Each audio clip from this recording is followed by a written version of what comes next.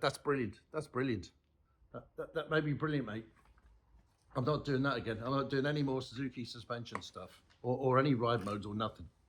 When we go out and buy a bike, we've got a lot of decisions to make. What sort of bike do we want? What sort of spec do we want? Well, suspension-wise, we've got some good decisions to make. This CB1100 here, it has no adjustable damping. The damping profile of that bike is take it or leave it. It is what it is. This is why test rides on bikes like this are really important. Moving on to my Triumph Daytona here. I've got fully adjustable compression and rebound damping at the front and rebound damping at the rear. And I can change the nature of this bike by changing that damping. Now, it is a little bit of a chore. I mean, I've got 5 adjusters to change, 4 on the forks and 1 on the back, but it can be done. So I can change the nature of this bike if I just put a bit of effort in. Then we've got these kind of halfway house bikes, like the Tiger 900 here. This is a GT Pro, and it has an electronic screwdriver type suspension adjustment. From the dash, we can change that rear shock and get quite a plush ride out of it or get a firm rider out of it. Now, the front end is manually adjustable, but this sort of suspension is quite common in a lot of these mid-range bikes, and that it's just an electrical screwdriver. It's not a semi-active system or anything like that. Then I look at bikes like my 1250 GS here. This is semi-active.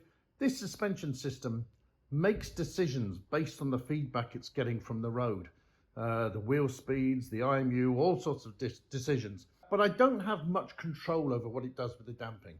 I can choose from 1 or 2 profiles, dynamic and road, and that's my lot.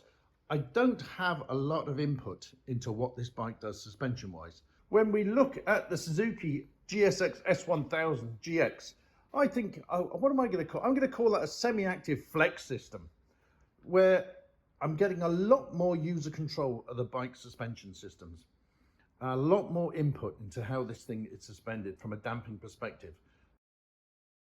So let's look at this GSX-S1000GX suspension. It goes way further than any of these bikes here, so let's dive in now. I previously covered the preload, so if you haven't watched that video, go back and watch that one first. It doesn't really matter which order you watch them in, but I like to address preload first on a bike, and then I think the damping kind of follows on. But anyway, let's get into it. Warning, you're about to enter Acronym City. Everything you see on the screen now is an acronym of something to do with Suzuki suspension. That first one, SIRS, it all comes under that umbrella, you know, the Suzuki Intelligent Ride System, and everything else flows down below that to the, we start off with the Suzuki Advanced Electronic Suspension. Yeah, so we can read some of Suzuki's marketing material here. So the GSX-S1000GX is the first Suzuki motorcycle to adopt an SAES utilizing SFFCA front fork and a BRFC light plus ride height rear shock. That's getting quite complicated, isn't it? Yeah. Shower EERA is an electronic version of the SFFCA inverted telescopic fork, and the BFRC light link type monoshocks. SAES operates more intelligently than conventional systems. Oh God, we're getting some normal words. Because its settings are managed by SDMSA Alpha's integrated riding modes, allowing any rider to fully leverage the performance potential of the GX. But the SAES also incorporates the SFRC, SVDC, and SDDC capabilities. Going on from my theme, what I ended up on the preload was Suzuki were giving the rider back control. I make no bones about saying I find I have very little control on the damping side anyway of this BMW. The preload is fine, but the damping, you're kind of locked out of the system.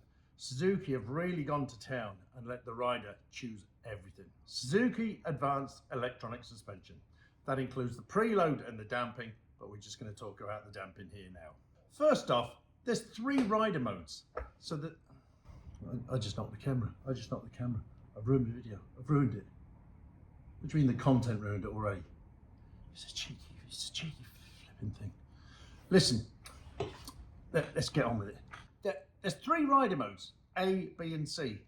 Suzuki say active, basic, and comfort. I think we'll just change that to, ready for the next slide. Yes, sport, road, and rain. Because I think we all kind of attune into that. So I'm going to call them A, B, and C, sport, road, and rain. But yeah, you can choose whatever you want really at the end of the day. But essentially, you see here on the screen, what we're interested in the terms of the damping, is that in sport, the suspension is set hard, and in road, it's set medium, and in rain, it's set soft. And AD just stands for active damping, that's all. So that's in the bottom right-hand corner of your display there. So what essentially it's saying here is, these are three profiles, suspension profiles, on the front and the rear of the bike. You choose one of those three profiles, and that's the damping you get. Not only that though, let's say on something like my Tiger, when I set the damping on that damping profile is kind of fixed, and that's it. And with the stroke of the suspension, whether it be the fork or the rear shock, that damping profile isn't changing that much. What Suzuki are doing here is saying, if the suspension is moving faster, we're going to intervene and add or reduce damping, depending on whether the fork or the shock is in compression or tension. So they're actively trying to do something with that suspension while we're at it. Where they're also giving you control though, is you've selected your rider mode. Let's say you like your sport rider mode, and you say, but you know what, I like the feeling of the throttle, I want that minimum traction control intervention, but you know, I want a bit of a smoother ride, a bit of a softer ride.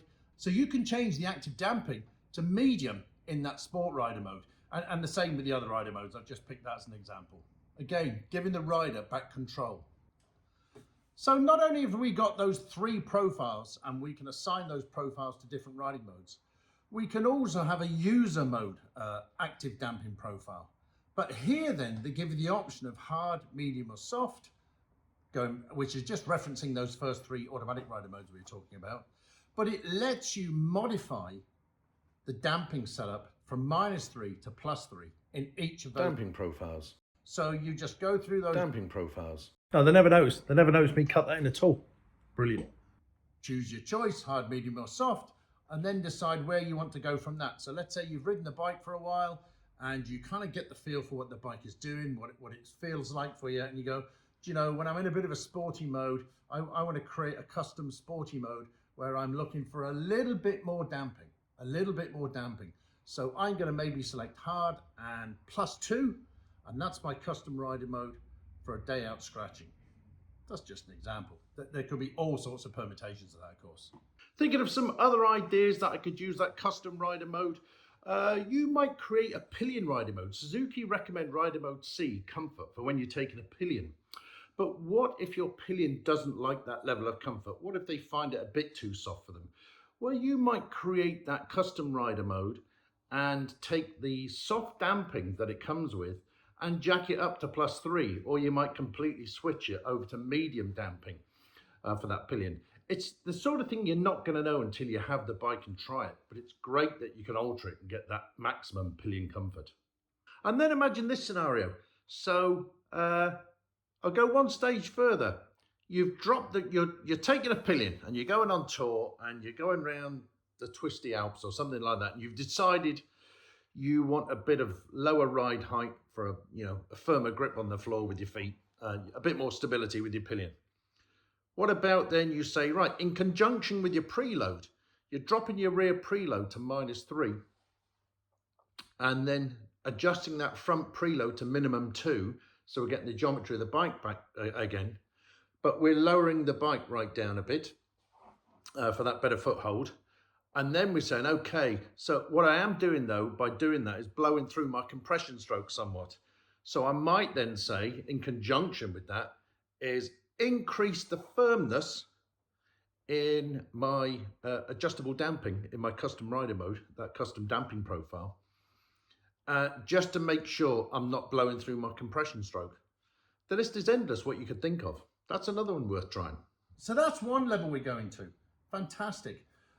What else have we got? Okay, we've got S-Raz. I did say I wasn't going to. I said I wasn't going to use those. Forget I just said S-Raz. Suzuki Road Adaptive Stabilization. Right. When this bike's going down the road, it detects uneven road surfaces. based on input from the IMU and the wheel speed sensor. I might be reading a paragraph from a manual, yeah, I might be. I might have modified it slightly, yeah. It activates automatically when riding on uneven surfaces to provide a smooth ride with softer throttle response. Okay, all it's doing here is at slower speeds, this system intervenes. So let's say you're driving up a cobbled road or a badly made road. What it does, it activates the Suzuki floating ride control. Now, just as an aside, what it also does, it backs off some of the throttle settings. So if you're going over that bumpy road and you might be doing this with the throttle accidentally, it mutes that out to stop you jerking away. So essentially, this Suzuki floating ride control system only kind of really kicks in at low speed, and it doesn't want to interfere with you when you're doing 120 around a sweeping bend, you know. What the system is doing, it's looking at the bike, everything that's sitting on top of a spring, everything that's on top of a spring, it's monitoring that. So the sprung weight of the bike, it's everything that's sprung by the suspension.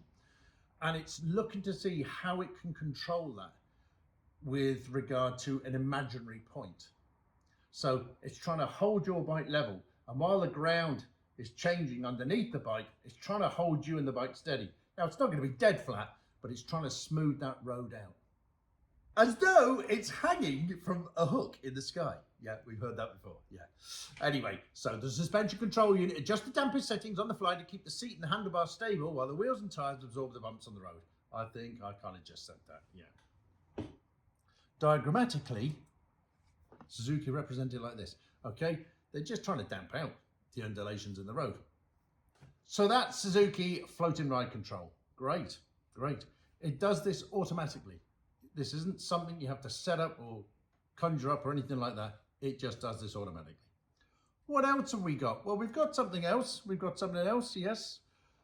Okay, I'm not going to say it. Yeah. Suzuki velocity dependent control. Okay, not only is this bike making damping decisions based on how fast the stroke of the suspension is moving, it's also optimizing those damping settings based on how fast the bike is going. So when people talk about high-speed damping, they mean how fast the shock or the forks are moving, but this is different. This is basically saying that they're modifying how this bike damps itself based on your speed. So yeah, if you are doing 120 around that corner, it's obviously probably going to be looked to add a little bit more damping than it might have been if you've been doing 45 around that corner. And lastly, what have we got? Suzuki this makes me laugh. Suzuki deceleration damping control. This applies right. Can I just stop you there? Can I just stop you there? I'm taking that slide out. No, I'm pressing the laptop here for another slide. Anti-dive! It's just anti-dive. Somebody in the marketing department in Suzuki haven't put their marketing material through the clarity index. It's this really tough. What I had on the screen before was kind of like a potted version of what they've got in their material. Look, it's still a bit of a way to get through. Look, essentially, the bike has anti-dive. If you're going to hammer down the road, lash on the front brake, it's going to know. And it's going to modify that front suspension. Obviously, it's going to increase the compression damping on those front forks. And it might be doing something in the rear as well, I don't know. And they represented it with a picture here. But you could have just said, anti-dive. Just anti-dive. So what have Suzuki done? Again, along with that preload, they've really given the rider control of the setup of that bike. And it's not, and now a lot of it is automated, but what it's saying is, look, we'll give you 3 damping modes. Choose one, hard, medium or soft, that profile. As you're riding along, we'll modify that to help you out as you ride along. But if you don't quite like them, if you want your hard a tiny bit softer, or you want your medium a tiny bit harder, that adjustment is there to be made. And I suggest what a lot of people would do is they'll fine tune their damping profiles. And once they find one they like, they're probably going to stick with it. But the fact that they're given the opportunity to do that is absolutely brilliant. So what are the 5 things we've got with the damping on the Suzuki? Well, we've got selectable damping profiles, hard, medium, and soft. We've got highly customizable damping profiles. We can modify each one of those. We've got that skyhook intervention on the rough roads, which will happen automatically.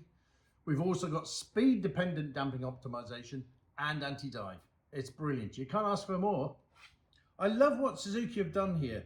And I think a lot of people don't touch their suspension on manually adjustable bikes because they think they're fiddling with something and they don't, they don't want to muck stuff up. They don't want to, they're a bit reticent to change stuff. But on the Suzuki system, it's just a quick electronic adjustment, a quick modification. Get the feel for your bike and go, that's not quite right for me. I'd like it a bit firmer. I'd like it a bit softer. Just use those adjustments and check it out and get that. You're going to get the perfect ride out of that bike, the ride that you really want. And the ride which you can change, Like on my Triumph Daytona here, I have the damping set up in a certain way for a certain type of ride I like. Now, if I have a change of feeling and I want to kind of, get my knee down a little bit, I don't bother changing the damping on it. I just don't get my knee down. But if you don't want to bother with all that, just stick with A, B, and C rider modes, and it will give you a hard, medium, and soft damping profile to go along with it. Leave it like that. Don't touch it, and maybe that'll be good enough for you too. But you have choice. So what are we getting out of this GSX-S1000GX? Well, quite simply, any road, any load, any style. Sorry, you want the Japanese version now? You're getting it, mate.